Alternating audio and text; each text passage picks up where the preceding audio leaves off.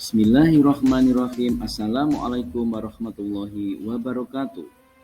Modul gelombang 1 kelas 46 demonstrasi kontekstual dengan topik pendidikan yang memerdekakan Sarno MPD CPP Angkatan 9 Kota Surakarta. Alhamdulillah saya mendapatkan bimbingan dari Ibu Instruktur yaitu Ibu Sinta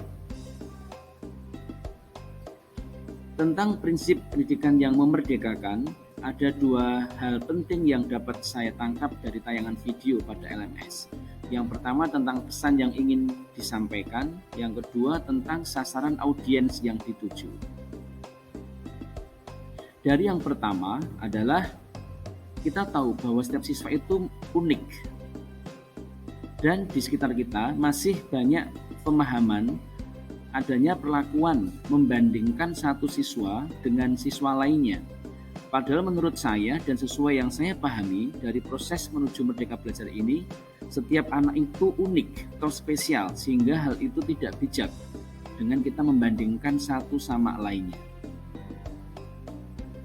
Kemudian poin yang kedua adalah diferensiasi dan kompetensi sosial emosional.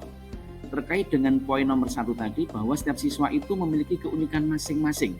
Oleh karena itu, pendidik wajib menyelenggarakan pembelajaran yang berdiferensiasi, baik proses, konten maupun produk, dan mengintegrasikan kompetensi sosial emosional atau KSE, supaya anak-anak dalam proses pembelajaran di kelas ataupun di sekolah tetap enjoy, tetap nyaman, tetap bahagia. Gitu. Yang poin ketiga adalah tentang akal dan karsa. Kita tahu bahwa setiap anak itu memiliki akal dan karsa. Sebagaimana pada istilah budi pekerti. Budi di sini mengandung arti batin, mencakup 3 hal, yaitu pikiran, rasa, kemauan, atau cipta, rasa, dan karsa. Dan itu akan menimbulkan pekerti dalam bentuk lahirnya, yaitu berwujud tenaga. Nah, di sini bahwa siswa melakukan sesuatu hal itu bukan karena perintah gurunya sebenarnya. Ya, siswa bergerak atau belajar karena ada dorongan atau keinginan dari dirinya sendiri. Guru harus kreatif dengan memberikan pemantik supaya anak lebih semangat dan mandiri saat belajar di dalam kelas. Poin yang keempat adalah perspektif ekologis, nature plus nurture. Jadi pendidikan itu hanyalah menuntun.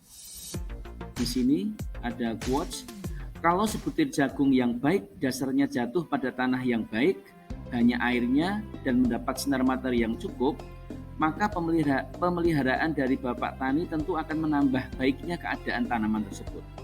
Kalau tidak ada pemeliharaan, sedangkan keadaan tanahnya tidak baik, atau tempat jatuhnya biji jagung itu tidak mendapat sinar matahari atau kekurangan air, maka biji jagung itu walaupun dasarnya baik, tidak akan dapat tumbuh baik karena pengaruh keadaan. Sebaliknya, kalau sebutir jagung tidak baik dasarnya, akan tetapi ditanam dengan pemeliharaan yang sebaik-baiknya oleh Bapak Tani, maka biji itu akan dapat tumbuh lebih baik daripada biji lainnya yang juga tidak baik dasarnya. Poin kelima adalah tentang pendidikan, ya. Bahwa pendidikan yaitu tempat persemaian benih-benih kebudayaan yang hidup dalam masyarakat kebangsaan dengan maksud agar segala unsur peradaban dan kebudayaan dapat tumbuh dengan sebaik-baiknya dan dapat kita teruskan kepada anak cucu kita yang akan datang. Sekolah merupakan tempat yang tepat untuk mengembangkan kompetensi peserta didik. Sekolah tempat yang kondusif untuk memaksimalkan bakat dan potensi yang memang sudah dimiliki siswa semenjak ia itu dilahirkan. Meskipun pendidikan di rumah juga tidak kalah penting peranannya untuk tumbuh kembang dan pembentukan karakter bagi putra-putri di keluarga tersebut.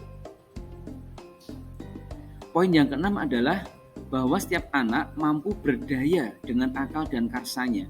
Pendidik hanya memberikan tuntunan atau menjadi pamong bagi siswa untuk menjemput kesuksesannya yang akan memberikan manfaat bagi dirinya sendiri maupun sebagai anggota masyarakat. Kemudian ini poin yang ketujuh adalah yang saya tangkap dari video tentang konvergensi teori. Anak lahir diumpamakan sehelai kertas yang sudah ditulis si penuh, tapi semua tulisan itu suram. Pendidikan berkewajiban dan berkuasa menebalkan segala tulisan yang suram dan berisi baik agar kelak nampak sebagai budi pekerti yang baik. Segala tulisan yang mengandung arti jahat hendaknya dibiarkan agar jangan jadi tebal, bahkan jika bisa dibikin lebih suram lagi. Kemudian mengenai pendidikan, hanyalah tuntunan di dalam hidup tumbuhnya anak-anak. Hidup tumbuhnya anak-anak itu terletak di luar kecakapan atau kehendak kita kaum pendidik. Anak-anak itu sebagai makhluk manusia dan benda hidup, sehingga mereka hidup dan tumbuh menurut kodratnya sendiri. Kita kaum pendidik hanya dapat menuntun agar dapat memperbaiki lakunya, bukan dasarnya, hidup dan tumbuhnya anak-anak. Kemudian untuk hal utama yang kedua mengenai sasaran audiens, ada 3 nggih. Yang pertama adalah guru. Guru merupakan garda terdepan dalam pelaksanaan IKM, implementasi kurikulum merdeka, yang di sini notabene-nya adalah suatu usaha untuk menuju peserta didik atau generasi bangsa memiliki profil pelajar Pancasila. Guru harus menyamakan persepsinya tentang prinsip pendidikan yang memerdekakan. Guru di sini bukan hanya ada di satuan kerja kita, tapi lebih luas lagi tingkat yang nasional misalnya. Kemudian untuk murid, siswa sebagai subjek pembelajar harus dikondisikan supaya mereka lebih berani untuk mengeksplor bakat dan potensinya. Siswa diupayakan memiliki kesadaran untuk tampil sebagai pribadi yang unggul sesuai versinya masing-masing. Semua siswa pada akhirnya adalah siswa yang unggul dengan bakat dan potensi yang dimiliki siswa itu masing-masing. Jadi satu dan yang lain pastinya berbeda. Kemudian yang terakhir adalah dari orang tua. Pendidikan yang pertama kali yang didapatkan oleh anak-anak adalah di keluarga. Pembentukan karakter melalui proses pembiasaan yang dilakukan di rumah akan ditunjukkan oleh anak itu di lingkungan yang di mana mereka berkembang, baik di sekolah, di masyarakat, atau lebih luas lagi. Orang tua harus memiliki paradigma bahwa pendidikan itu tidak hanya ada di sekolah saja. Sekolah hanyalah mitra bagi orang tua murid untuk membentuk karakter dan memberikan keterampilan yang akan digunakan oleh anak itu sendiri di masa yang akan datang.